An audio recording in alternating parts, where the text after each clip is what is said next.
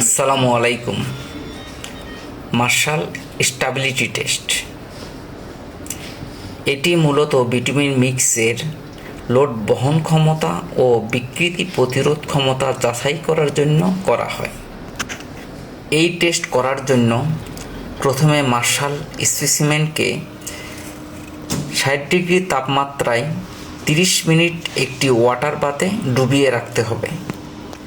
30 minute পর martial specimen water bath থেকে তুলে মার্শাল টেস্টিং মেশিনের ব্রেকিং হেডের বসিয়ে মেশিনের মাধ্যমে ধীরে ধীরে লোড প্রয়োগ করতে হবে।